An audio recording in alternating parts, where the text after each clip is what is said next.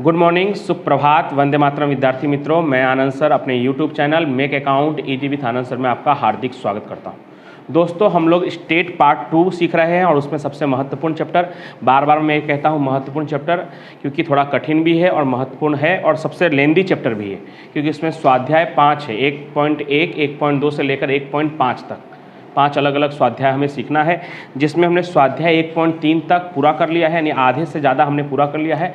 आज हम स्वाध्याय 1.4 सीखने वाले हैं इस वीडियो के माध्यम से।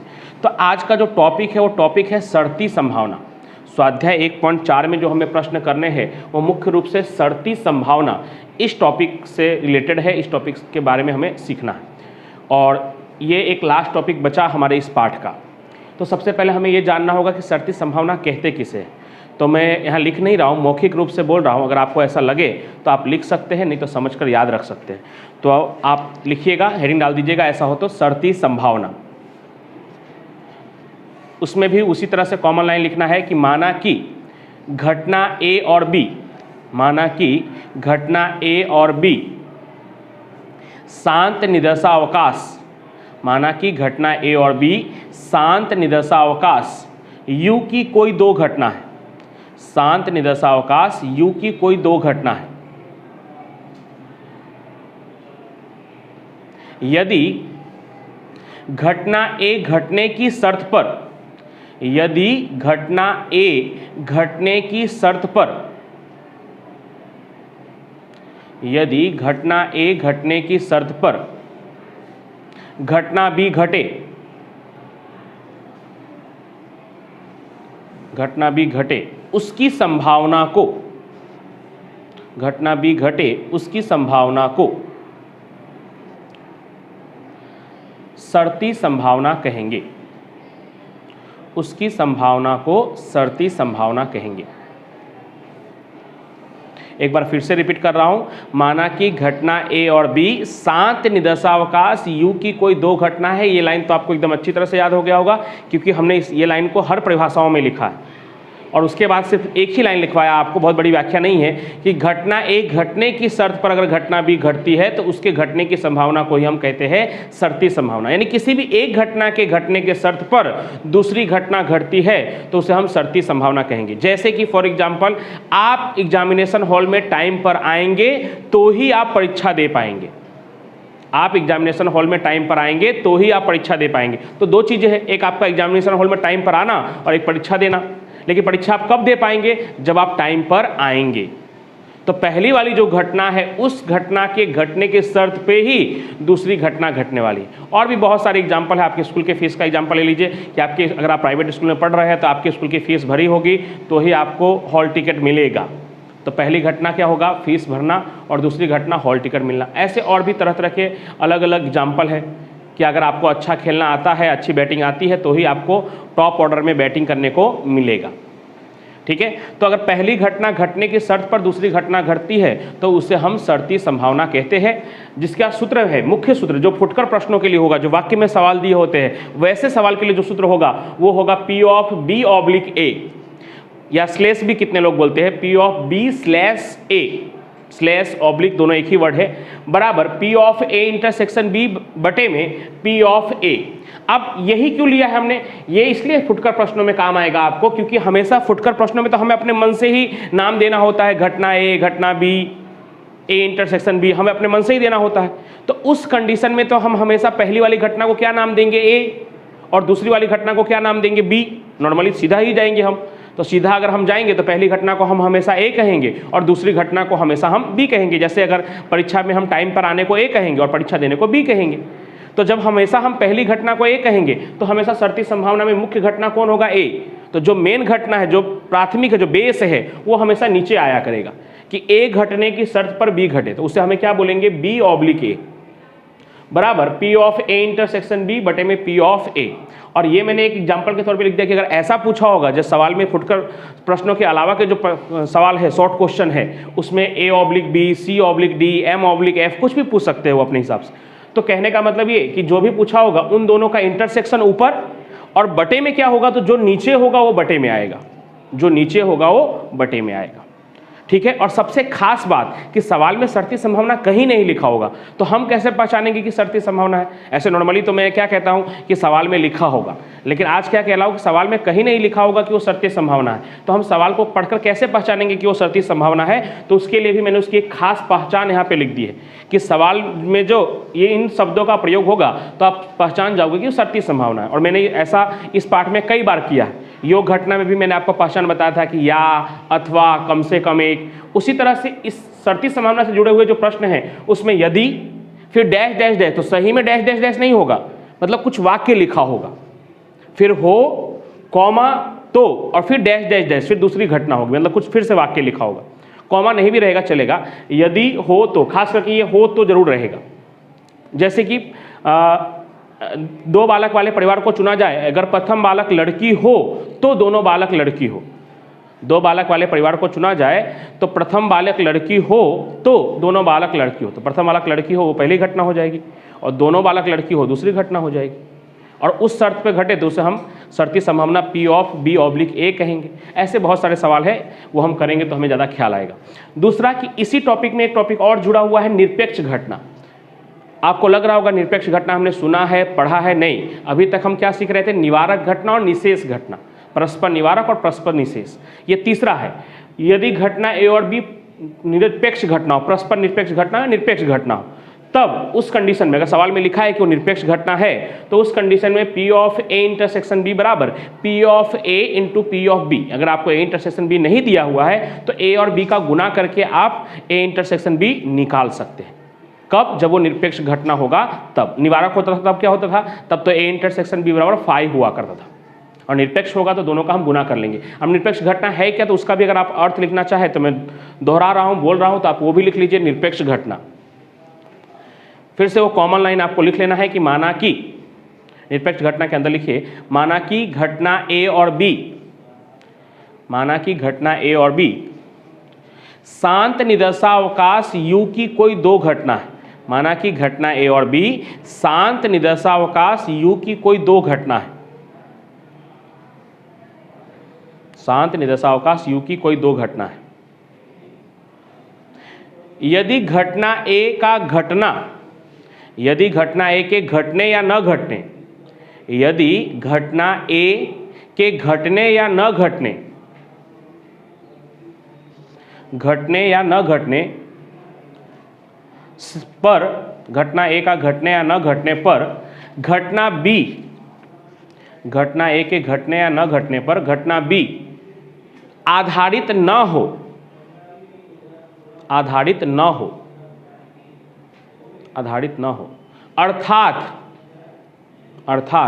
दोनों घटना स्वतंत्र रूप से घटे, अर्थात दोनों घटना स्वतंत्र रूप से घटे, तो उसे निरपेक्ष घटना कहेंगे। फॉर एग्जाम्पल, जैसे कि दो विद्यार्थी है, रोहित और मोहित, दोनों का अकाउंट विषय में 100 में से 90 अंक आया है, दोनों का पेपर सेम है, तो सबसे पहले आपके मन में ख्याल क्या आता है? सबसे पहला ख्याल, अरे वो दोनों चीटिंग करके लिखे होंगे, दोनों ने एक जैसा लिखा होगा, दोनों ने चोरी किया होगा। लेकिन अगर मैं कहूँ कि एक सूरत में बैठ कर एग्जाम दे रहा था, एक बच्चा अहमदाबाद में बैठ कर एग्जाम दे रहा था, तो इसका मतलब क्या कि दोनों ने स्वतंत्र रूप से एग्जाम दिया है। एक कोइंसिडेंस है कि दोनों का, एक संयोग है कि दोनों के मार्क्स कैसे आ गए हैं? सेम आ गए हैं। बाकी चीटिंग का तो कोई सवाल नहीं उठता, एक अहमदाबाद में दे रहा है और एक सूरत में दे रहा है। इसी तरह से कोई एक घटना के घटने या न घटने का दूसरे घटना पे कोई असर न पड़ता हो तो ऐसी घटनाओं को हम निरपेक्ष घटना कहते हैं। ठीक है, जैसे कि पासा को हमने फेंका तो 6 आया, तो दूसरी बार भी 6 आएगा या 4 आएगा, वो पहली बार जो 6 आया उस पर थोड़ा डिपेंड है कि पहली बार 6 आया इसलिए अब दूसरी बार 6 नहीं आएगा। कई बार ऐसा होता है कि दूसरी बार भी 6 आता है, या पहली बार 6 आया इसलिए अब दूसरी बार 1 ही आएगा, ऐसा जरूरी थोड़ी है, 4 भी आ सकता है, 5 भी आ सकता है। तो वो कैसी घटना है? निरपेक्ष घटना है। ठीक है, प्रैक्टिकली आप थोड़ा ज़्यादा समझ पाओगे उस चीज़ को, इसलिए मैंने आपको एक उदाहरण दिया। चलिए अब शुरू करते हैं, टाइम वेस्ट ना करते हुए 1.4 स्टार्ट करते हैं हम, जो शर्ती संभावना से जुड़ा हुआ है। पेज नंबर 47 स्वाध्याय 1.4। पहले हम प्रश्नों को पढ़कर पहचानने की कोशिश करते हैं कि हम पहचान पा रहे हैं कि नहीं कि ये शर्ती संभावना है। तो मैंने क्या पहचान बताया था? यदि, फिर थोड़ा सा वाक्य लिखा होगा, मतलब पहली घटना लिखी होगी, फिर हो लिखा होगा, हो सकता है कॉमा भी किया हो, और फिर तो लिखा होगा, फिर दूसरी घटना लिखी होगी। यानी इसलिए मैंने डैश डैश डैश किया। ठीक है, तो क्वेश्चन नंबर पहला और दूसरा ये दोनों ही बहुत महत्वपूर्ण है। 1.4 में एक परिवार में 2 बालक है, तो पहले तो कुल परिणाम निकालेंगे, 2 बालक वाले परिवार का कुल परिणाम। आगे देखिए, यदि, देखिए ये वर्ड आया, यदि प्रथम बालक लड़की हो तो, देखिए लिखा है ना हो तो, कॉमा भी किया हुआ है, तो उस परिवार में दोनों बालक लड़कियां हों, उस घटना की संभावना का मान ज्ञात कीजिए। तो पहचान गए हम, शर्ती संभावना है। यदि लिखा हुआ है, आगे जाकर हो तो लिखा हुआ है, बीच में कॉमा भी किया हुआ है, कॉमा नहीं भी किया रहेगा और यदि नहीं भी लिखा होगा चलेगा, हो और तो लगभग रहता है। दूसरा भी सवाल देख लीजिए एक बार। षष्ठभुज वाले, षष्ठभुज मतलब वही पासा ही, षष्ठभुज वाले 2 समतुलित पासों को एक साथ उछाला जाता है। तो पहले तो 2 पासों को अगर एक साथ उछालेंगे तो उसका कुल परिणाम कितना होगा 36। आगे पढ़ते हैं, यदि, देखिए आ गया, यदि दोनों पासों पर अंकों का योग 7 से अधिक हो, कॉमा तो दोनों पासों पर समान अंक मिले, उस घटना की संभावना का मान ज्ञात कीजिए। तो इसमें भी देख सकते हैं आप, यदि, फिर थोड़ा सा वाक्य लिखा हुआ है कि दोनों पासों पर 7 से अधिक हो, दोनों पासों का अंकों का योग, फिर हो लिखा है, कॉमा तो लिखा है, और फिर दूसरा घटना क्या लिखा है कि दोनों पासों पर समान अंक मिले। तो आप आसानी से पहचान गए होंगे, ऐसा उम्मीद करता हूं कि आप शर्ती संभावना को पहचान लिए हैं। तो चलिए स्टार्ट करते हैं। पहला सवाल क्या लिखा हुआ है, एक परिवार में 2 बालक है। तो जब से मैंने आपको 1.2 सिखाना चालू किया तब से ही कहा मैंने कि संभावना कभी भी ज्ञात करना हो तो पहले आपको क्या चाहिए होगा, उसका कुल परिणाम। तो सबसे पहले हम क्या लिखेंगे कि 2 बालक वाले परिवार में से एक परिवार चुने, उसका कुल परिणाम n बराबर 2 के घाते 2 4। 2 के घाते 2 इसलिए क्योंकि एक बालक का कितना परिणाम हो सकता है, 2, लड़का या लड़की। तो अगर 2 बालक वाला परिवार है तो कितना परिणाम होगा, 4। अब वो परिणाम क्या क्या होंगे अगर वो भी आपको लिखना है तो हो सकता है कि दोनों के दोनों लड़कियां हो, दोनों के दोनों लड़के हो, पहली लड़की हो और दूसरा लड़का हो, और दूसरा पहला लड़का हो और दूसरी लड़की हो। तो इस तरह से ये 4 परिणाम हो सकते हैं। किसके, 2 बालक वाले अगर हम किसी भी एक परिवार को चुनेंगे तब। लिखा ही है एक परिवार में 2 बालक है, तो वो परिवार को हमने चुना है। अब सवाल लिखते हैं, यदि प्रथम बालक लड़की हो तो उस परिवार में दोनों बालक लड़कियां हो, उस घटना की संभावना का मान ज्ञात कीजिए। तो हम सवाल को पढ़कर पहचान गए कि भाई यदि भी लिखा हुआ है, वाक्य लिखा हुआ है, हो तो लिखा हुआ है, तो शर्ती संभावना है। तो ऐसे कंडीशन में पूरा सवाल देखकर लिख लेना है। और शर्ती संभावना क्या कौन सी वाली होगी, वो भी P of B oblique A, क्योंकि हम हमेशा पहली घटना को यही कहने वाले हैं। और जब भी आप वाक्य वाले सवाल में पहली घटना को ये कहोगे तो हमेशा यही वाला होगा। तो पूरा वाक्य देख कर लिख देना है कि यदि प्रथम बालक लड़की हो तो दोनों बालक लड़की हो, लड़की हो। यदि प्रथम बालक लड़की हो तो दोनों बालक लड़की हो, उस घटना की संभावना P of B oblique A, हमेशा P of B oblique A ही होगा ऐसे फुटकर प्रश्नों में। क्या होगा संभावना, P of A intersection B बटे में P ऑफ A। अब 3 या 4 लाइन छोड़कर जवाब के लिए लिखना है आपको जहां। अब ये जहां क्यों, क्योंकि हमारे पास A B A intersection B नहीं है। B की तो ऐसे ज़रूरत नहीं है, लेकिन फिर भी हमें B निकालना पड़ेगा। क्यों, B की ज़रूरत नहीं है तो क्यों निकालना पड़ेगा, क्योंकि A इंटरसेक्शन B चाहिए आपको। और A इंटरसेक्शन B का मतलब क्या होता है, जो A में भी हो और B में भी हो। तो A में भी हो और B में भी हो, तो A तो हम ऐसे भी निकालने वाले हैं क्योंकि P ऑफ A चाहिए, लेकिन B इसलिए निकालना पड़ेगा क्योंकि हमें A इंटरसेक्शन B चाहिए। तो बिना B के A इंटरसेक्शन B संभव नहीं है, इसलिए हमें B ना चाहते हुए भी निकालना ही पड़ेगा।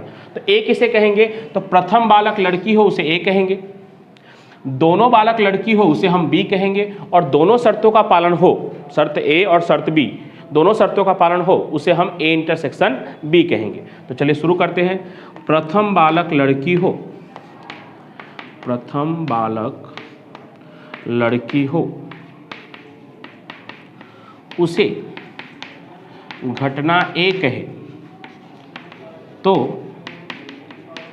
A का सानुकूल परिणाम M बराबर, प्रथम बालक क्या हो, लड़की हो यानी गर्ल हो। तो प्रथम बालक लड़की किसमें है, तो एक तो इसमें है क्योंकि इसमें दोनों लड़कियां हैं, तो पहली भी लड़की है दूसरी भी लड़की है। हमें तो सिर्फ पहली लड़की चाहिए, तो ये भी हो सकता है एक, और दूसरा ये GB वाला भी हो सकता है, GB यानी गर्ल और बॉय। तो कितने परिणाम मिले आपको? 2। आपको समझाने के लिए यहाँ लिख भी ले रहा हूँ GG और GB जानबूझकर, जिससे कि जब हम A इंटरसेक्शन B करें तब हमें आसानी से समझ में आ जाए। तो कितने परिणाम मिले हमें? 2 परिणाम। इसलिए P ऑफ A बराबर M/N 2/4। कट तो जाएगा लेकिन आपको काटना नहीं है, तो फिर वहाँ आसानी रहेगी हमें। उसके बाद दोनों बालक लड़की हो, दूसरी घटना, दोनों बालक लड़की हो, दोनों बालक लड़की हो, उसे घटना B कहे, दोनों बालक लड़की हो उसे घटना B कहे, तो B का सानुकूल परिणाम M बराबर, दोनों बालक लड़की हो, दोनों बालक लड़की किसमें होगी? तो सिर्फ एक ही, ऐसा सिर्फ एक ही परिणाम होगा। कौन सा परिणाम? तो G। तो कितना परिणाम आया? 1 परिणाम। इसलिए P ऑफ B बराबर, खैर आप P ऑफ B नहीं निकालेंगे चलेगा, खाली B का सानुकूल परिणाम भी काफ़ी है ये देखने के लिए कि A इंटरसेक्शन B में क्या आएगा, ये देखने के लिए सिर्फ B का सानुकूल परिणाम भी काफ़ी है। P ऑफ B की कहीं कोई ज़रूरत नहीं है, देख सकते हैं आप। B की भी ज़रूरत नहीं है, लेकिन B की ज़रूरत सिर्फ इसलिए है कि A इंटरसेक्शन B निकालने के लिए, लेकिन P ऑफ B की बिल्कुल ज़रूरत नहीं है। लेकिन उदाहरणों के सवाल में आपको किया हुआ दिखाई देगा, या आपके सर टीचर भी हो सकता है आपको करवाए, इसके लिए मैं यहाँ लिखवा दे रहा हूँ, बाकी उसकी कोई आवश्यकता होती नहीं है। आप अगर नहीं भी लिखते हैं तो भी कोई दिक्कत नहीं। तो M/N 1/4। अब A मिल गया, B मिल गया, अब हमें क्या चाहिए? A intersection B। A intersection B का मतलब क्या सिखाया हुआ है? घटना A और B दोनों घटे, A में भी हो और B में भी हो। तो लिखेंगे ऐसे, उपरोक्त दोनों शर्तों का पालन हो, उपरोक्त दोनों शर्तों का पालन हो, दोनों शर्तों का एक साथ पालन हो, एक साथ पालन हो, उसे A इंटरसेक्शन B कहेंगे। उसे क्या कहेंगे? A इंटरसेक्शन B कहेंगे, जिसका या उसका, जिसका भी लिख सकते हो, उसका भी लिख सकते हो, उसका सानुकूल परिणाम M बराबर। अब A इंटरसेक्शन B में मैंने क्या बताया? जो घटना A में भी हो और B में भी हो। तो आप चेक कर लो, GG इसमें भी है और GG इसमें भी है। क्यों? क्योंकि पहला शर्त क्या था? कि पहली लड़की हो, दूसरा शर्त क्या था? कि दोनों लड़की हो। तो जहां दोनों लड़कियां होंगी वहां दोनों शर्तों का पालन हो रहा है, पहली भी लड़की है और दोनों भी लड़की है। तो कितना परिणाम होंगे? 1। इसलिए थोड़ा नीचे से लिख रहा हूं, इसलिए P of A intersection B बराबर M/N 1/4। हाँ, अब आप में से कई लोगों को ऐसा लग सकता है कि फालतू ही सर A इंटरसेक्शन B निकाल लिए, वो तो जितना B है उतना ही A इंटरसेक्शन B है। इतना आसान भाषा समझा दिए होते कि जो B होगा वही A इंटरसेक्शन B होगा, फालतू में इतना मेहनत करवा रहे। ऐसा हमेशा नहीं होगा, ये एकमात्र संयोग है, कोइंसिडेंस है कि जो B में है वही A इंटरसेक्शन B में है, क्योंकि B में एक ही सदस्य है तो वही एक मैच कर रहा है। बाकी ऐसा हमेशा नहीं होगा कि जो B में होगा वही A इंटरसेक्शन B में होगा। अगर ऐसा होता ही तो ये सूत्र ही अलग होता, डायरेक्ट लिख देता B/A, इसलिए ऐसा हमेशा नहीं होगा। आपको ये पूरा प्रोसेस करना है। तो चलिए, A इंटरसेक्शन B कितना निकला? 1/4 मान रख रहा हूँ, और P ऑफ A कितना निकला है? 2/4। 4 कैंसल, कितना आंसर आ गया आपका? 1/2। तो ये आपका जवाब। तो ये एक महत्वपूर्ण सवाल था। दूसरा सवाल, वो भी एक महत्वपूर्ण सवाल है। षष्ठभुज वाले 2 संतुलित पासों को एक साथ उछाला जाता है। तो सबसे पहले तो एक पासे को उछालने पे प्राप्त कुल परिणाम वो लिख लेते हैं। क्वेश्चन नंबर 2, एक पासे को, सॉरी एक पासा नहीं है, 2 पासा है, 2 पासे को एक साथ उछालने पर प्राप्त कुल परिणाम n बराबर 6 के घात 2, यानी कितना परिणाम होगा? 36। कितना परिणाम होगा? 36। अब वो 36 परिणाम क्या होंगे, अगर हम लिख लेते हैं तो बहुत बेस्ट रहेगा कि 36 परिणाम क्या होंगे। तो यहाँ पे थोड़ा जगह कम पड़ेगा, अगर मैं यहाँ 36 परिणाम भी लिखूंगा तो शायद यहाँ तक सवाल ना हो पाए। तो मैं 36 परिणाम आपका यहाँ लिख दे रहा हूँ, या यहाँ पे ही लिख दे रहा हूँ, आगे का सवाल हम उस तरफ कर देंगे। तो 36 परिणाम क्या होता है, वो सवाल में अगर आपको कुछ आया जाना है, ये आपको एकदम अच्छी तरह से आता है कि 2 पासे को उछालेंगे तो उसके 36 परिणाम क्या होंगे। लेकिन दोस्तों इस बात का खास ध्यान रखिएगा कि 36 परिणाम आप लिखे चाहे ना लिखे, उससे कोई फर्क पड़ता नहीं। अगर आपने 36 परिणाम लिख दिया है और आपको लगता है कि इससे मुझे 3 में से 1 मार्क्स या 2 मार्क्स मिल जाएगा, तो नहीं मिलेगा, क्योंकि 36 परिणाम लिखने का कोई मार्क्स नहीं है। हाँ, आप अपने समझने के लिए ज़रूर लिखिएगा, क्योंकि अगर आप नहीं लिखेंगे तो आपको सवाल करने में थोड़ी दिक्कत होगी। तो क्या है परिणाम? 1 1 1 2 1 3 1 4 1 5 1 6। इसी तरह से 6 तक लाइन जाएगी। 2 1 2 2 2 3 2 4 2 5 2 6। अभी तक हमने सवाल नहीं पढ़ा है, बस पासा उछाला है, 2 पासा, बस हमने तुरंत परिणाम लिखना चालू कर दिया है। क्योंकि कुछ भी होगा, चाहे वो शर्ती संभावना हो, चाहे योग की घटना हो, चाहे प्रतिच्छेद घटना हो, कुछ भी होगा तो हमें कुल परिणाम तो चाहिए ही। सानुकूल परिणाम बटे में कुल परिणाम, तो कुल परिणाम क्या होता है? n। तो इसलिए हमने ये चालू कर दिया है। 3 3 3 4 3 5 और 3 6। उसी तरह से 4 वाली लाइन, 4 1 4 2 4 3 4 4 4 5 4 6।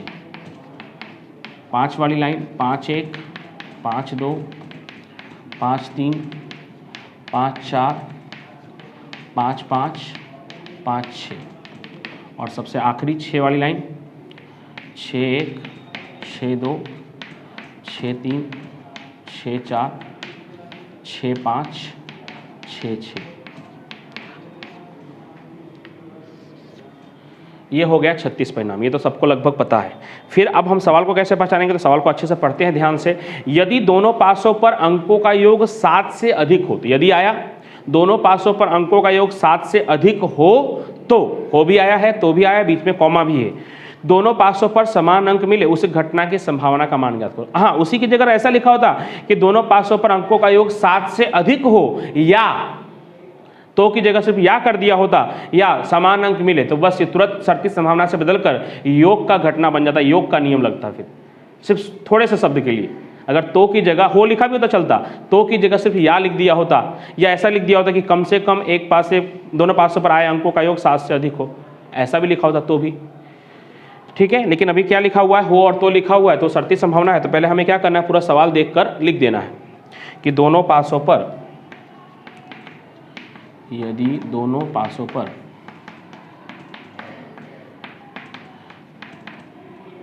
आए अंकों का योग 7 से अधिक हो, 7 या उससे अधिक नहीं लिखा है, 7 से अधिक लिखा है।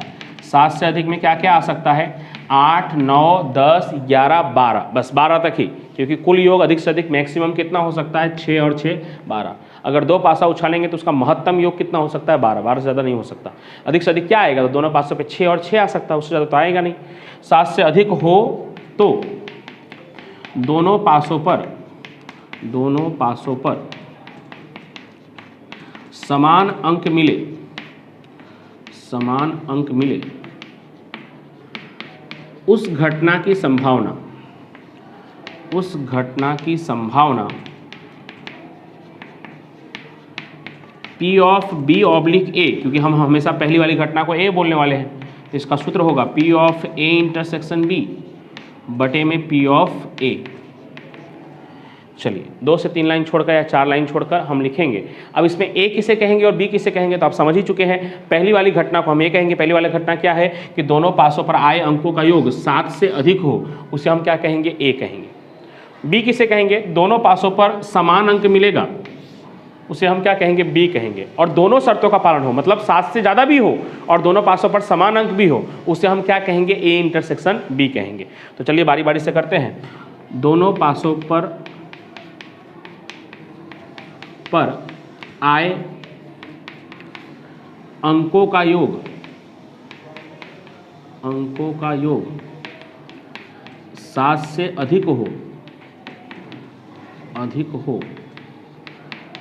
उसे घटना A कहे, तो A का सानुकूल परिणाम M बराबर 7 से अधिक वाले कौन कौन से होंगे? तो एक वाली लाइन में तो कोई भी नहीं होगा। एक वाली लाइन में कौन 7 से अधिक होगा? सबसे बड़ा भी होगा तो 1 और 6 7 ही होगा। यानी इस वाली लाइन में कोई भी पासा का योग ऐसा नहीं होगा जो 7 से ज़्यादा हो। 2 वाली लाइन में एक लास्ट वाला होगा 2 6, 3 वाली लाइन में 3 5 और 3 6 होगा, बढ़ते जाएगा एक एक। 4 वाली लाइन में 4 4 4 5 और 4 6 होगा। 5 वाली लाइन में 5 3 5 4 5 5 और 5 6 होगा। और 6 वाली लाइन में 6 के अलावा 6 2 से लेकर 6 तक सब होगा।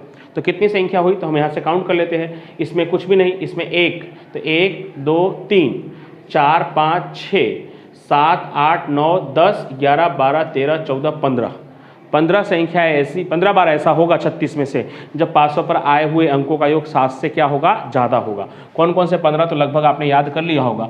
ये 2 6 यहाँ से लेकर ये है 3 5 भी उसमें आ रहा है, ये भी आ रहा है, ये भी आ रहा है और यहाँ तक। ये मैंने एक सर्कल बना दिया है, एक चौरस बना दिया है, लगभग आपको दिख रहा होगा ऐसे। ये सब के सब संख्याएं कैसी है, योग उनका 7 से ज़्यादा है। तो कितनी संख्या है इसमें, 15। इसलिए मैं जगह का अभाव है इसलिए बाजू में ही लिख दे रहा हूँ। इसलिए P ऑफ A बराबर m/n 15/36 कट जाएगा, लेकिन आपको काटना नहीं है क्योंकि आप नहीं काटेंगे तो वहाँ आसानी से कट जाएगा। ठीक है, 15 कौन कौन से है तो वो भी आपको दिख रहे हैं। ठीक है, ये 15 संख्या, ये जो इस त्रिकोण के अंदर है वो। अब दूसरी घटना कि दोनों पासों पर कैसा अंक आए, समान अंक आए। तो दोनों पासों पर समान अंक आए, उसे घटना B कहे। तो B का सानुकूल परिणाम M बराबर समान अंक आए, मतलब सेम सेम आए। तो ये पूरी लाइन क्रॉस वाली 1 1 2 2 3 3 4 4 5 5 और ये 6 6।